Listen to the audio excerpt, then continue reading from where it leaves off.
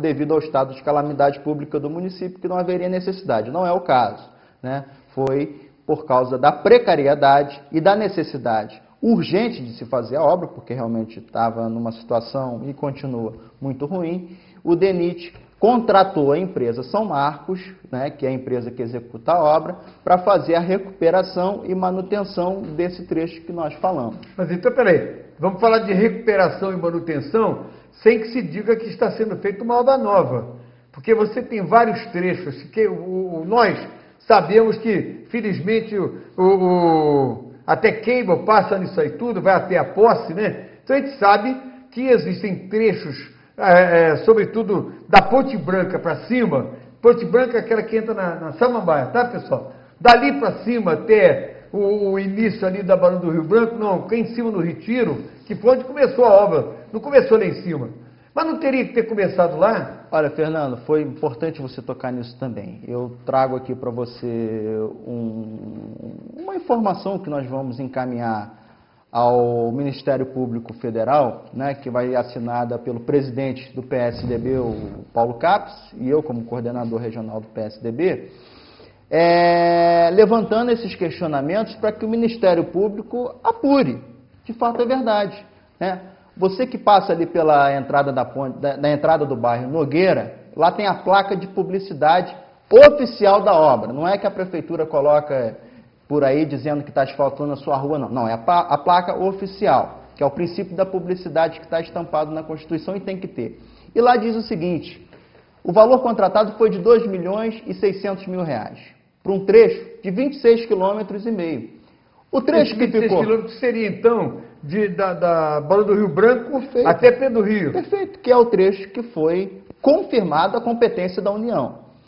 E se você que é usuário da União Indústria perceber, a obra iniciou-se no Retiro, perto do Hotel Riverside, exatamente. Exatamente. E analisando a pista, ele tem um marco. Do início ali até o Riverside, você tem ali uns 7, 8 quilômetros. Uns 7 quilômetros, com certeza.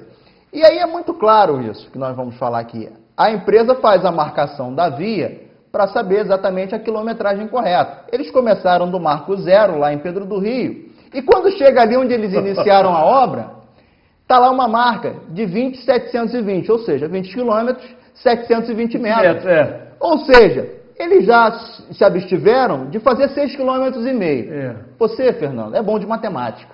Né? Fazendo uma conta rápida, R$ 2.600.000, 682, dividido por 26,5 km. Dá mais de R$ 100 mil por quilômetro. R$ 100 mil por quilômetro. Ou seja, tirando os 6,5, já são mais de 600 mil. Então, mas tem um detalhe importante, que se são R$ 100 mil o quilômetro, eu imaginei que são R$ 100 mil o quilômetro, mas para você fazer de cabo a rabo, quer dizer, tira tudo e faz novo. Mas não está acontecendo isso. Muito pelo contrário. Você tem trechos que foram deixados de lado e você passa de carro agora, nesse trecho que eu acabei de comentar, da Ponte Branca subindo, você vai verificar que existem trechos que necessariamente teriam que ter sido recomposto o asfalto, qualquer coisa assim. Está muito ruim, pô. Não, olha, você tem toda a razão, né? Além desses trechos que eles estão pulando, porque no princípio eles pulavam trechos que estavam mais ou menos. Agora eles pulam trechos que estão completamente desnivelados, esburacados, né? Que pode a qualquer momento causar acidente, como vem acontecendo, porque ainda não chegaram lá, ali em frente ao Prado, próximo ao Terminal Correias. Né? Então o que acontece? Além deles subtraírem da conta os 6,5 km, não da conta financeira, mas da conta do que foi contratado para ser realizado, os 6,5 km, eles estão fazendo espaçamentos que a gente não está entendendo. E estão agora numa forma tão célere que a gente está imaginando que essa obra, eles vão dar o fim nela e vai ficar por isso mesmo. Então nós vamos impetrar, vamos informar o MP, né, que apura esses fatos. Né? Primeiro para saber qual é o trecho inicial. Agora tem uma pergunta que seria importante aqui, Ramon, é o seguinte: R$ 2.682.000 para 26 quilômetros. Então, realmente dá mais de R$ 100 mil o quilômetro. Bom, aí eu fiquei com a seguinte pergunta, que eu não sei responder, não sei se você sabe, mas cada quilômetro, então, a gente poderia imaginar R$100 mil, já que aquela obra de infraestrutura estava pronta já. Foi só remover o asfalto velho e colocar o novo em cima. Mas não está entrando totalmente por quilômetro.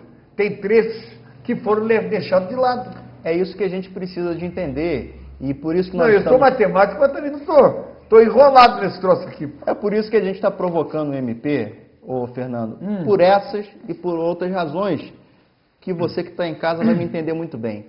Agora, no governo do PT, da presidente Dilma, foram demitidas 20 pessoas do DENIT por causa disso, de obra superfaturada, né? De valores extraordinários. Né? E mais, caiu o ministro dos Transportes, que é presidente do PR, que é presidente nacional do Partido da República. Exatamente. Quer dizer, voltou para o Senado agora e mexeu em caixa de marimbondo, dizendo que tem mais coisa, que isso não vai ficar assim tanto, que o PR hoje já não faz mais parte da base do governo no Senado Federal.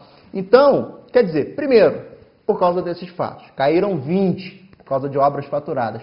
2, por causa das matérias que saíram nos jornais também, que nos fundamentam. Agora, por exemplo, você tem aqui, nessa sua petição, né, que no dia 7 de julho, no jornal O Globo então coloca lá, mostrando o seguinte, que a obra, naquilo que já foi feito, já tem trechos, isso é verdade, que são trechos em que já há rachaduras e buracos nos trechos corrigidos pelo DENIT, pela São Marcos, no caso, né? Então, será que vai, no final, porque alguém vai ter que terminou a obra, terminou. Quem é que vai dar como é que eu vou dizer, o habite final daquilo ali?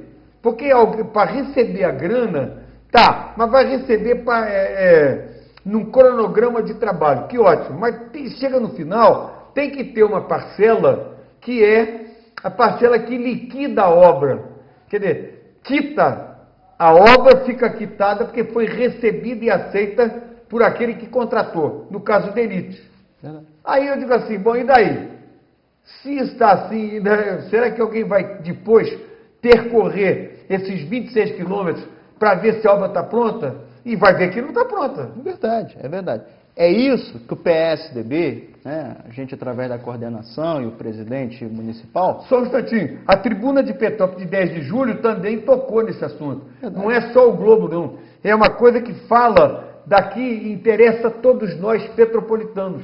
Porque é uma obra que é importante, que se bem feita traria aí, não sei, 5 anos de boa estrada para a gente.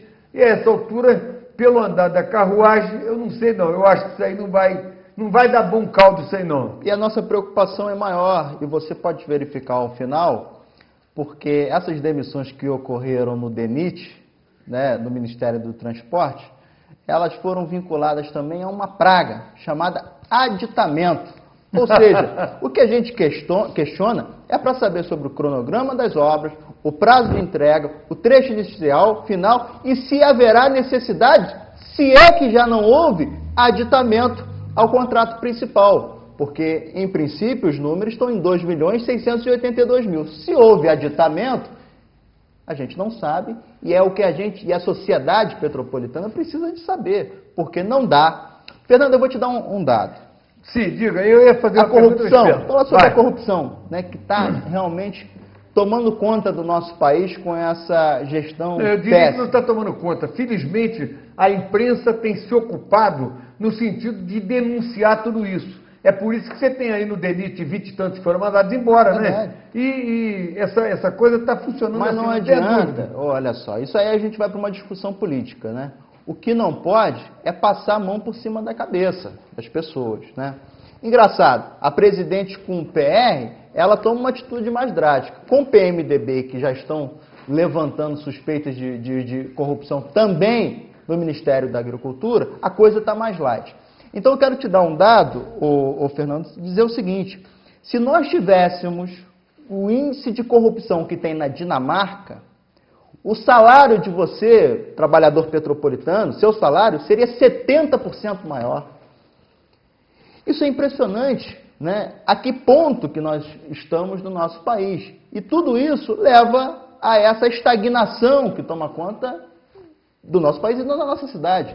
O país cresceu 4%, né? Ele ficou na lanterninha da América Latina.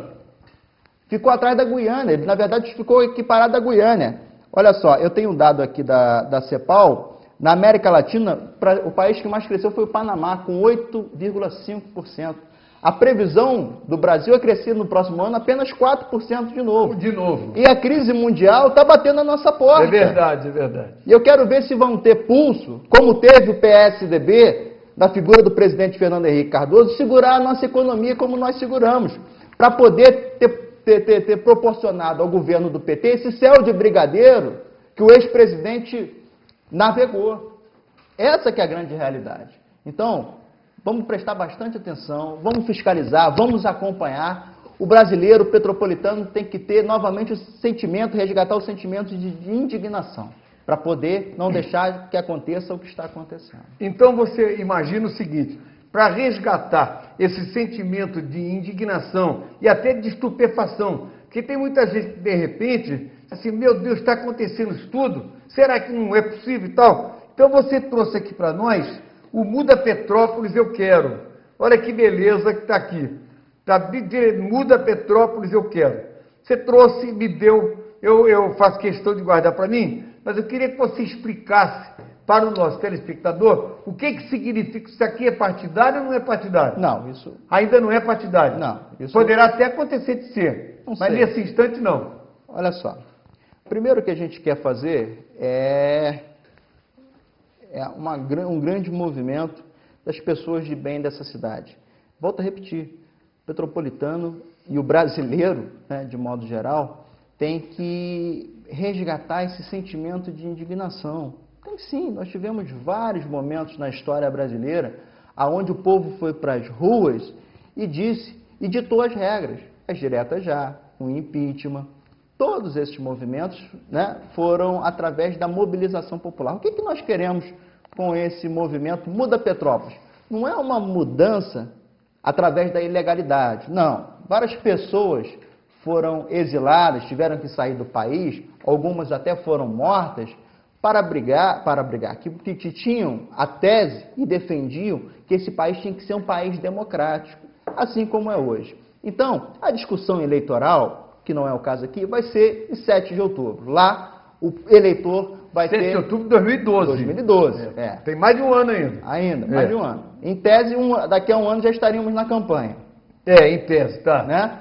Mas então a discussão eleitoral é no dia 7 de outubro de 2012. Isso daqui é um movimento para que nós possamos cobrar do governo, não apenas municipal, da prefeitura, do prefeito, dos secretários, mas do governo estadual e do governo federal também, que mude a concepção em relação a Petrópolis. Eu quero pegar um gancho numa frase da última campanha eleitoral. E aí o Fernando me questionou aqui nos bastidores, mas como é que é isso?